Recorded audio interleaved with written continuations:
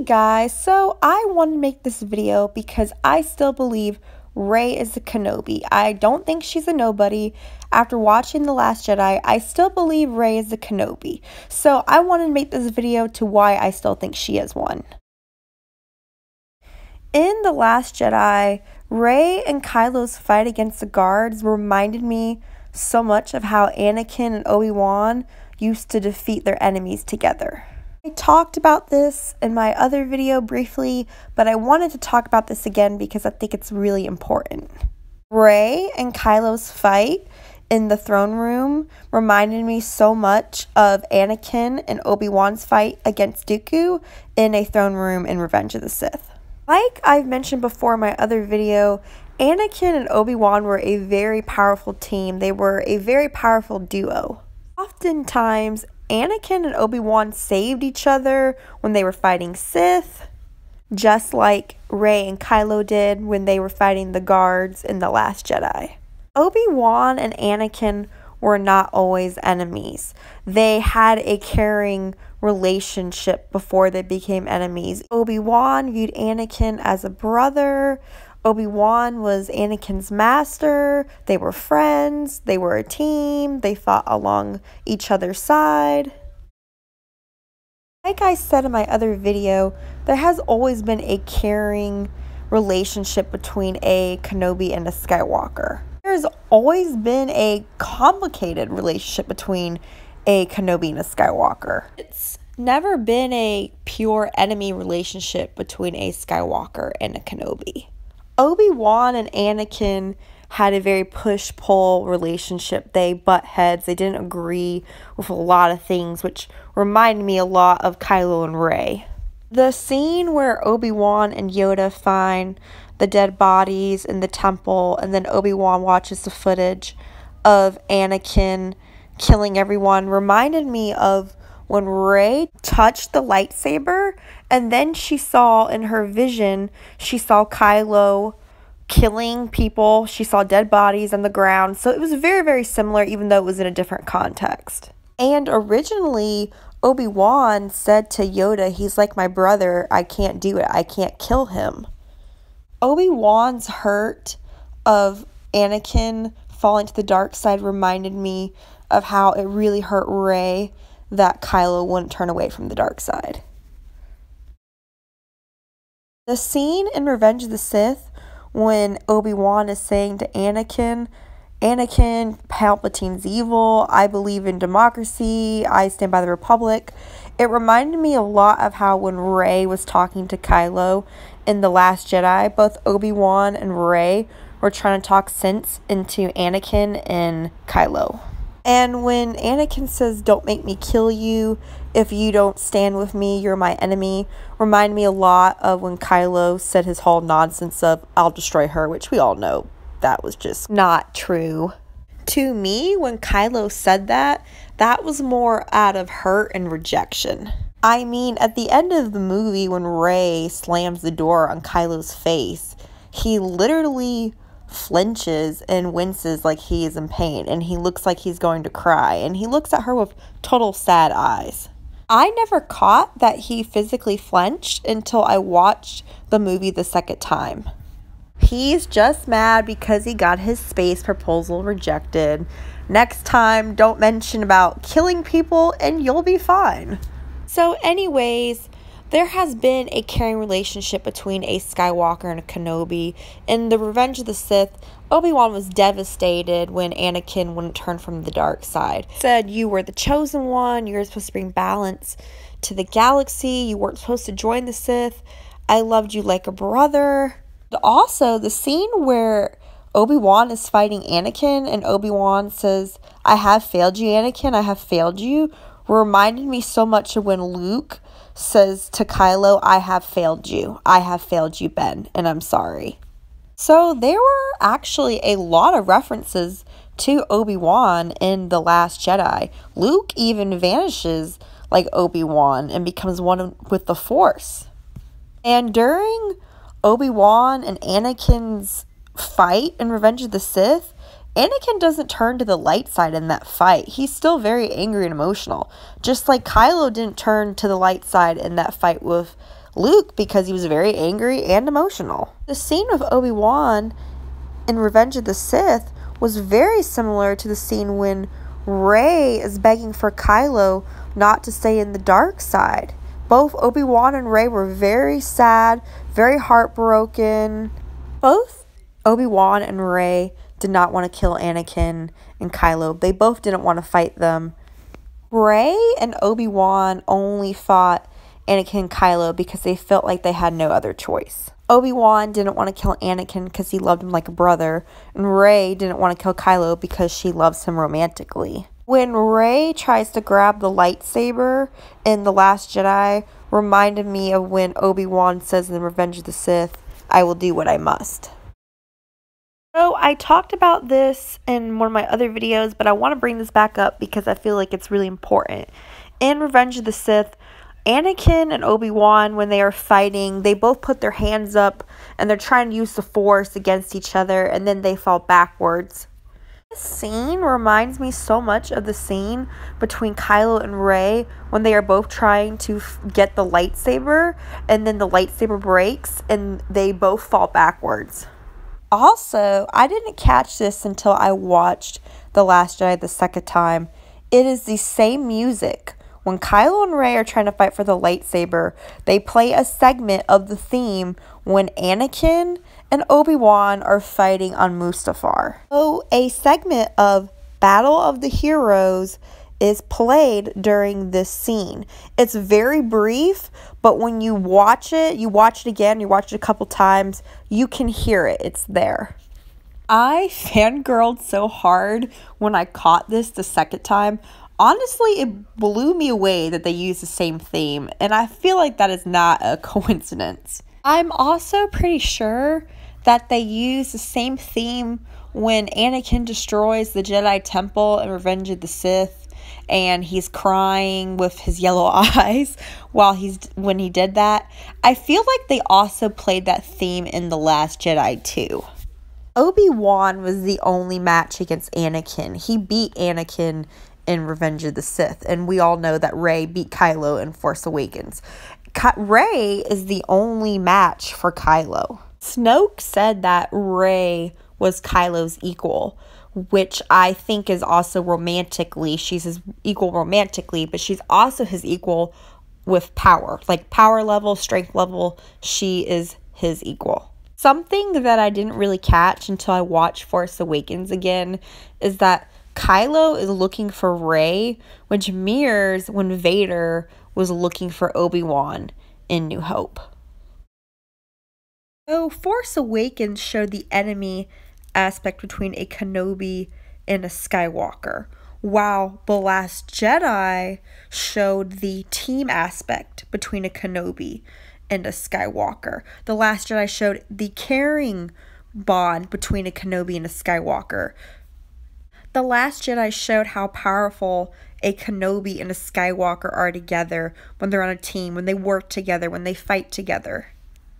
Another parallel I want to talk about is how Kenobis and Skywalkers handle their emotional pain. Both Anakin and Obi-Wan had pain. Anakin lost his mom, and then he was afraid to lose Padme.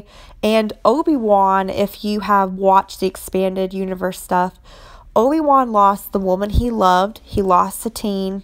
She died. He lost his men when the clones turned on him. He lost his brother, Anakin. Obi-Wan also lost his fellow Jedi. He lost his purpose of being a Jedi. He was alone all that time in Tatooine. And Anakin lost his wife. He got scarred up, thought he lost his child because he didn't know that Padme was having twins. So, and Rey, she was alone all that time on Jakku. She thought her parents abandoned her. Kylo felt abandoned by his parents, and then his uncle tried to kill him. So both Kenobis and Skywalkers have been hurt. They have experienced emotional pain. The difference is that the Skywalkers usually let their pain consume them, while Kenobis, they usually just pull through. They just keep on surviving. They just keep on keeping on.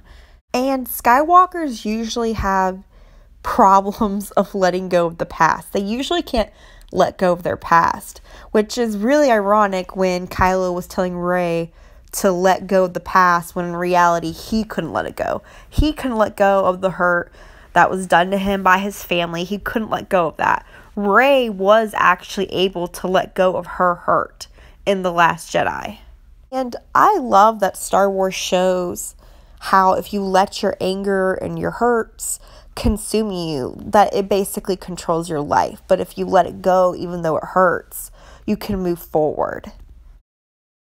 So, another thing I want to talk about that I feel like is a really big clue is the music. When Rey is on the planet that Luke has exiled himself, I think it's pronounced Octu, but anyways, this music, when Rey is walking towards the books in like that mist, and when she's falling behind Luke, the music is the exact same music when Obi-Wan is on Kamino in Attack of the Clones. When I heard that in the theater, I was so excited. After that, I went back and I watched Attack of the Clones with the Kamino scene, and it is the same music. Both Obi-Wan and Rey are trying to uncover secrets, dark secrets, even though Rey's secrets are more about herself. Obi-Wan's was about the clones. Both scenes where that music was played were eerie, mysterious, and the weather in the scenes were both similar. They both were like misty and gloomy, like it wasn't sunny. Even though it wasn't raining when that music was playing, Obi-Wan's music was playing from Kamino with the scenes of Rey, the climate weather was pretty similar. And in both scenes, both Obi-Wan and Rey were investigating. They were trying to find the answers that they were seeking. A Kamino theme is brief in The Last Jedi, but it is there. So, not only is Obi-Wan's music theme similar to Rey's, a lot of the scenes of Rey in The Last Jedi are using the exact same music of scenes with Obi-Wan in the prequels. So I feel like that is a big clue. I feel like that means something, because why would they play the exact same themes? So I want to talk about a scene involving Obi-Wan and Luke in New Hope. And in this scene, when Obi-Wan is telling Luke that his father was a Jedi, Luke says, "No, my dad was a spice navigator." That reminds me so much of Rey thinking she was a nobody. I still do not believe Rey is a nobody. In New Hope, Obi-Wan said to Luke that Darth Vader betrayed and murdered your father. So I'm sure everybody, the original audience who watched New Hope, thought that Vader killed Luke's dad. But it turned out in Empire Strikes Back, at the very end of the movie, everybody learned that Vader was actually Luke's father.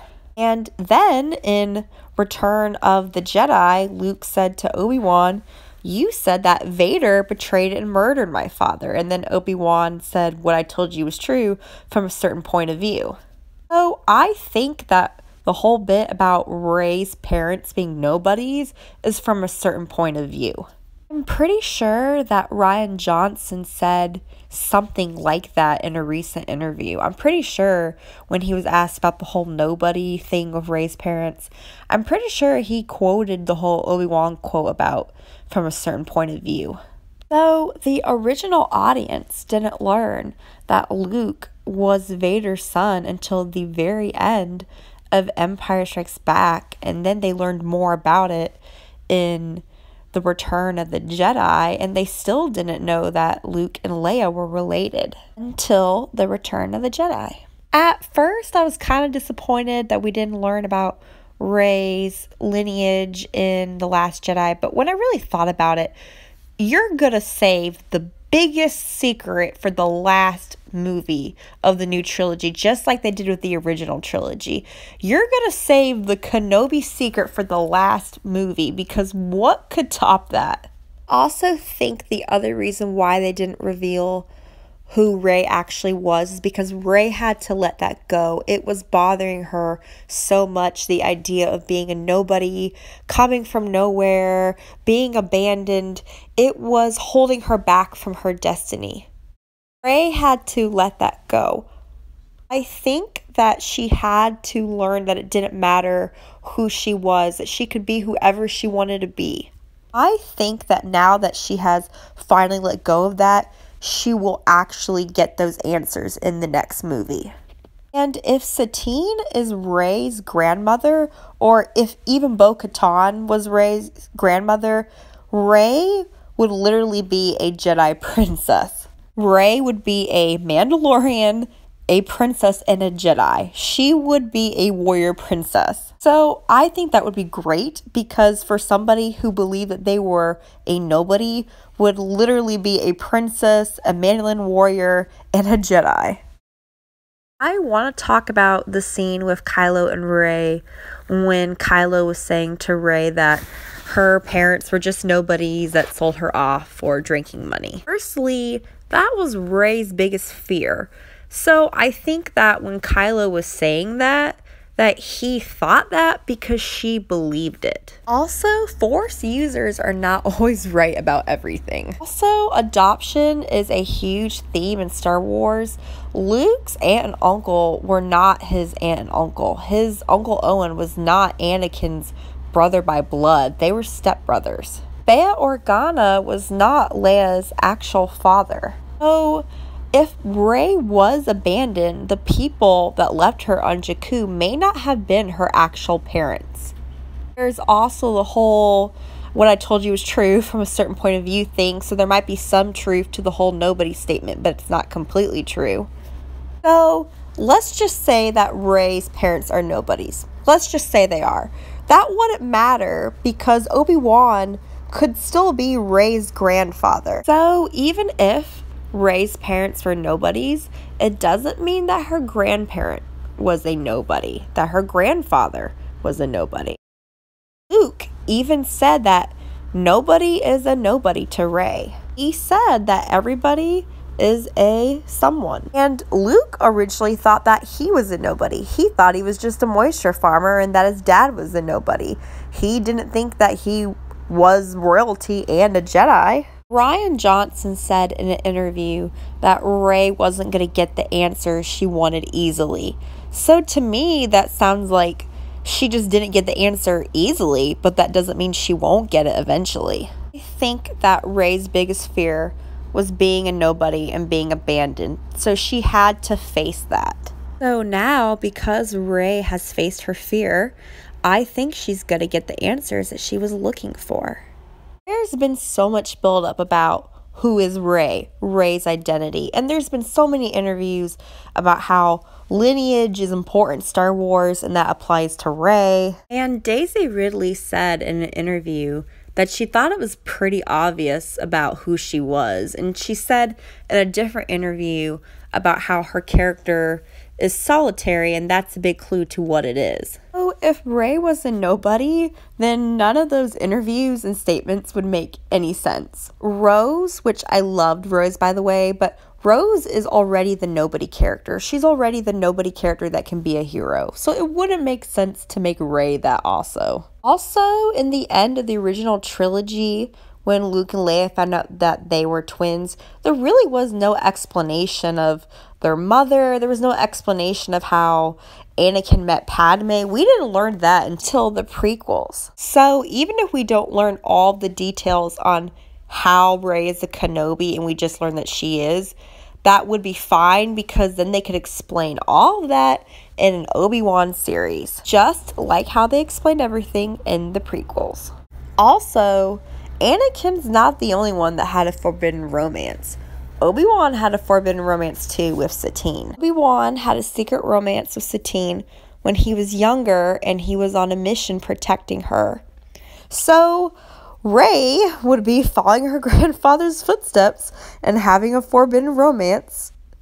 If you go on Star Wars Databank and you look up Obi-Wan's character, it talks about how he lost Satine.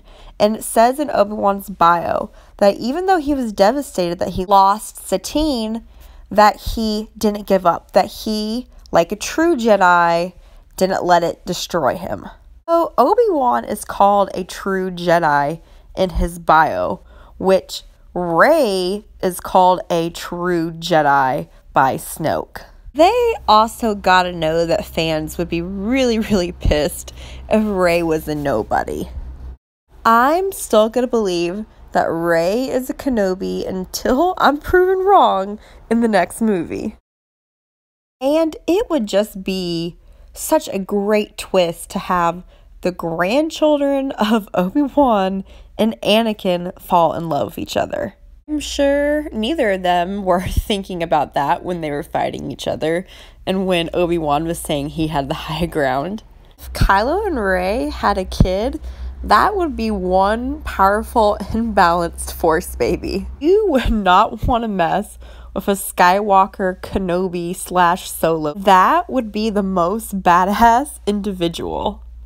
So it had been years since Luke was connected to the Force. So that means Luke wasn't able to talk to Obi-Wan. He didn't talk to Yoda probably for years until Yoda showed up in The Last Jedi. So with that being said, if Luke wasn't able to talk to Obi-Wan, then that means Obi-Wan wasn't able to tell Luke about Rey. And Luke was able to make himself look younger when he projected himself when he fought Kylo and was reunited with Leia. He looked younger, like how he looked in the flashback. Rian Johnson joked around about how, oh, the Force can make you look younger. And I think that part of the reason why they had Luke come back looking younger when he projected himself was to show that they can make themselves look younger, and so that they could have Ian McGregor come back in the next movie as a Force ghost. It's the Force. You can pretty much do anything with the Force. And they had Ian McGregor. He was in The Force Awakens. He had a brand new line. So I wouldn't really be shocked if he was in the next movie, which I would absolutely love that. I would freak out if he is in the next one. And I remember thinking to myself that they probably were going to use Yoda in The Last Jedi because we heard Yoda in The Force Awakens. And Yoda is a Force ghost, just like how Obi-Wan is a Force ghost. They can come back, which I absolutely loved Yoda in The Last Jedi. I loved when he was laughing at Luke and when he was like, oh, Skywalker, how I missed you. And I loved how Yoda just blew up the text, and when Yoda was like page turners, they were not. So I hope you guys enjoyed my video. If you liked it, please give a big thumbs up and please subscribe. Thank you guys so much for watching. I will see you guys next time. Bye, and remember, may the Force be with you.